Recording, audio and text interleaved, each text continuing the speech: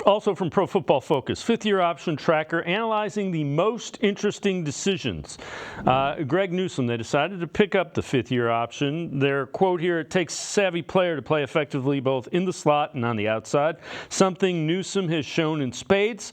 Since entering the league, has produced a 69.0 plus coverage grade each season, due in large part to his 16.3% forced incompletion rate." Fred, I know you weren't. I wasn't surprised they picked up his 5th-year option. I wasn't surprised they don't trade him. I'm curious as to if they try to find a way to get him long-term, get him a long-term contract. It's going to be interesting because, when he went out and got his agent, Drew Rosenhaus, he wants to be paid like an outside corner. He's going to play both here. Yeah, the challenge is they really like Martin Emerson. And, you got Denzel Ward at over $20 million a year. So that will be kind of threading the needle. I wasn't surprised Andrew Berry has picked up the option of every first rounder that he has drafted. And he has also picked up from the previous regime. He even picked up the 5th-year option of Baker Mayfield. I agree with this. I'm not surprised by it. Same way with Jedrick Wills. Until you have a replacement, I don't believe in moving on from somebody just because he isn't maybe as great as you thought he was going to be. His stats look pretty good. Anybody that watched the playoff game, against the Texans, he had a bad day that day. And I think that leaves a bad taste in a lot of people's mouth.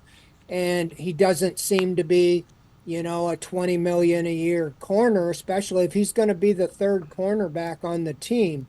But they like to play 3 corners. You have to have depth. You know that Denzel Ward goes down with injuries from time to time.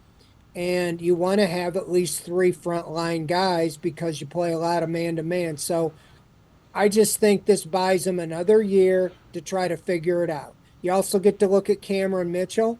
And you also get to look at the kid you drafted this year, Miles Harden. He's a slot corner.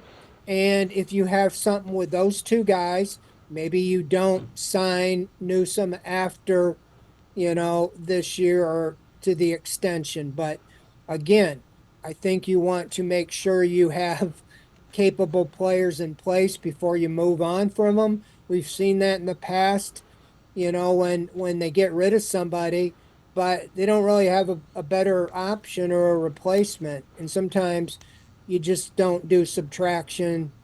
It doesn't turn into addition by subtraction. So you want to. So I think this gives him a good look again this year as well as next year. So he's in his 4th year and, 2nd year in the scheme. And this gives him a chance to really go out there and play well.